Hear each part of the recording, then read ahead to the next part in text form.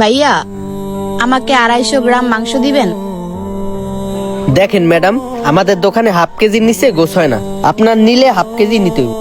ভাইয়া, আমার ছোট্ট মেয়েটা না আজকে বায়না ধরছে, সেহেরিতে গরুর মাংস দিয়ে ভাত খাবে। দেন না 250 গ্রাম মাংস। দেখেন ম্যাডাম, আপনার মেয়ে বায়না ধরছে না কি করছে সেটা আমার দেখে লাভ নাই। আমাদের এখানে হাফ কেজির নিচে গোছ বিক্রি হয় না, আপনাকে নিলে হাফ কেজি নিতে হইব।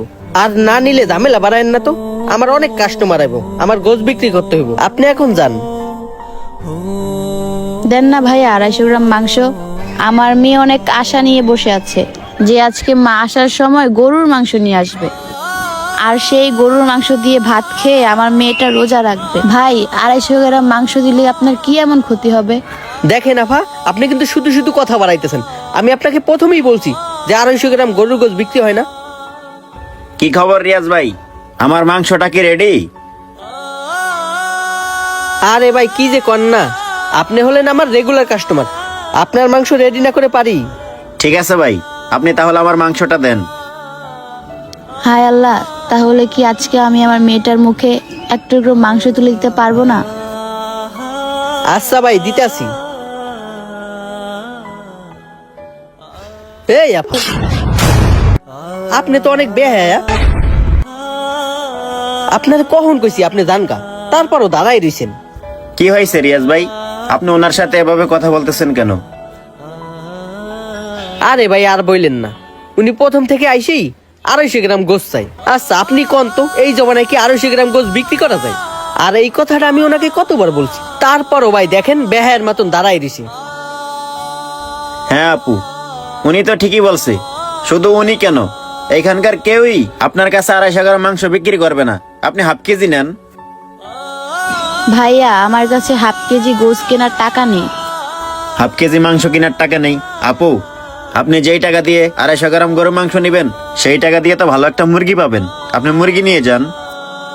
আসলে ভাইয়া, হয়েছে কি, আমার মেয়েটা না আজকে বায়না ধরছে, ও আজ ভোর রাতে গরুর মাংস দিয়ে সেহারি খাবে। তাই তো আমি বারবার ভাইয়াকে রিকোয়েস্ট করতেছি আমাকে 250 গ্রাম গরুর গোশত দেওয়ার জন্য। ভাই, আপনি তো ওনার সব কথাই শুনলেন। আপনি চাইলে তো 250 গ্রাম মাংস ওনাকে দিতে পারেন। আর এমনও তো না যে উনি আপনার কাছ থেকে ফ্রিতে মাংস নিতে আসছে, উনি তো টাকা দিয়েই নিবে। তাহলে আপনার দিতে সমস্যা কোথায়? দেখেন ভাই, আপনি আমার রেগুলার কাস্টমার, তাই কিছু বলতেছি না। আপনি এই মাংস নিয়ে যান তো। এই আপু, আপনিও যান। এই দাঁড়াই দিয়েছেন কে, যান। এই আপু দাঁড়ান। জি ভাইয়া, কিছু বলবেন? হ্যাঁ, আপনি একটু দাঁড়ান। ভাই শোনেন, আপনি ব্যবসা করতেছেন ঠিক আছে, কিন্তু ভালো মন মানসিকতা নিয়ে ব্যবসা করেন। আপনি 250 গ্রাম মাংস বিক্রি করেন না ঠিক আছে, কিন্তু মানুষের পরিস্থিতি বোঝে মাঝে মধ্যে 250 গ্রাম মাংস বিক্রি করতে হয়। ঠিক আছে, আপনি যেহেতু 250 গ্রাম মাংস বিক্রি করবেন না, আমি যেহেতু 5 কেজি মাংস নিচ্ছি, ওইখান থেকে 1 কেজি মাংস ওনাকে দিয়ে দেন।